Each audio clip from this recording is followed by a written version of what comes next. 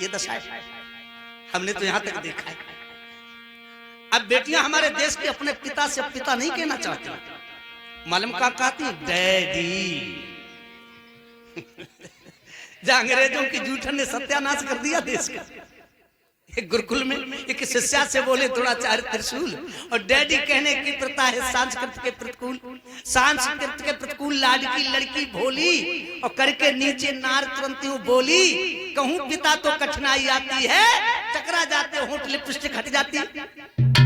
बार बार daddy शब्द प्रयोग करें। आचार्य जी बोले क्या डैडी डैडी लगा रखा है, ये कोई भाषा है? पिताजी नहीं कह मिलता तुम्हें? अब लड़की बोली आचार्य जी माफ करना, पिताजी कहने में हमें थोड़ी दिक्कत है। क्यों? कहने लगी जब हम कहते हैं डैडी, हम जब डैडी कहते तो हमारे होठ नहीं टकराते, और हम कहते हैं पिताजी तो हमारे होठ टकरा जाते, हमारी लिपस्टिक हट जाती, इसलिए हम डैडी शब्द का प्रयोग कर रहे हैं। हमने कई मन में तबलो जियो, जब दशा बन गई देश की है। कहा दशा है? हमारे देश की दशा बन गई मास्टर जी के पाजामा की तरह।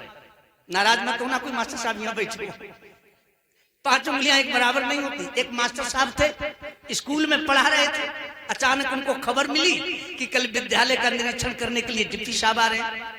सभी बच्चों से बोले बच्चों ऐसा करना, कल सभी बच्चे नई नई ड्रेस पहन करके आएंगे। विद्यार्थी तो अपने घर को चले गए। मास्टर जी ने मन में विचार किया नई ड्रेस तो हमको ही बनवानी है। घर जाके पहुंचे, बाबा आदम के जमाने का एक संदूक खोला तो उसमें एक पाजामा निकल आया। पाजामा 4 उंगल बड़ा था। विचार किया कोई बात नहीं, अभी तो समय कटपिट के बराबर हो जाएगा।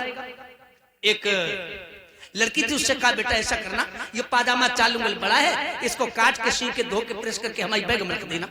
लड़की कहने लगी पिताजी मेरा तो पेपर है मैथ का, अगर नहीं जाऊंगी तो पूरी साल खराब हो जाएगी।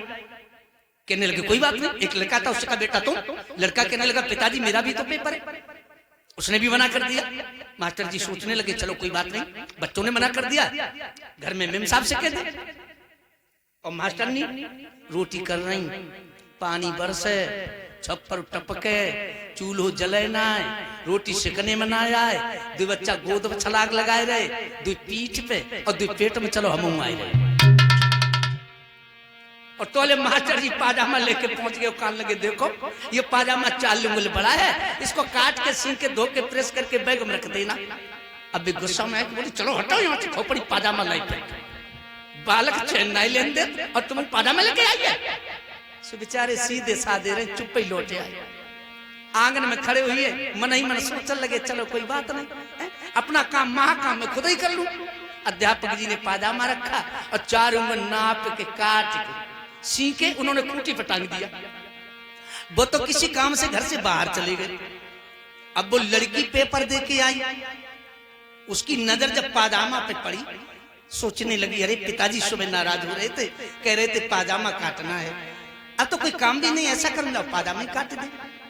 उसने भी पाजामा रखा और 4 उंगल नाप के काट के सी के खूंटी पे टांग दिया।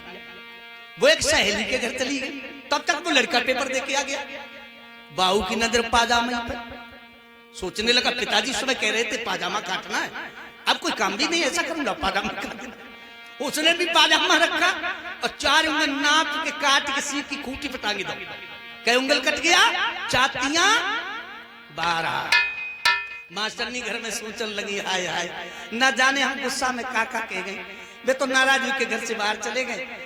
अब कुछ कामों काज ना है, पाजामा काटन कह रहे थे ना, अब ला पाजामा काट दे। उन्होंने पाजामा धरो और 4 उंगल नाप के काट के सी के धोई के और प्रेस लगाए के बैग में धर दो। लेकिन भैया वो पाजामा को घुटन नहीं रही। सुबह को अध्यापक जी पढ़ाने चले तो बैग हाथ में ले ली, विचार किया यहाँ नहीं पहने, स्कूल में जाके पहन लेंगे, यहाँ पे क्रीच खराब हो जाएगी। विद्यालय में पहुंचे, छोटे छोटे बच्चे रहे, वो देख के हंसने लगे। मास्टर जी बोले हंस रहे, हमारा पाजामा बैग में रखा है, और सुनो जो डिप्टी साहब गाड़ी आए स्वागत के लिए गाड़ी की तरफ भागेंगे। भैया जो डिप्टी साहब गाड़ी ने हॉर्न बजाओ, विद्यार्थी गाड़ी की तरफ, मास्टर जी पाजामा की तरफ। लेकिन जो पाजामा पहनो तो पाजामा घुटने के ऊपर। डिप्टी साहब की नजर पड़ गई, कहने लगे अध्यापक जी क्या चक्कर है?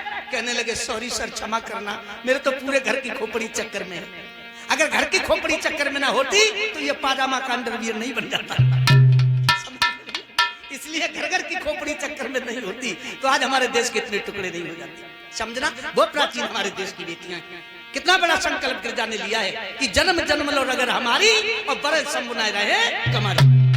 याद रखना बंधु, इधर तो कठोर तप कर रही है गिरजा और इधर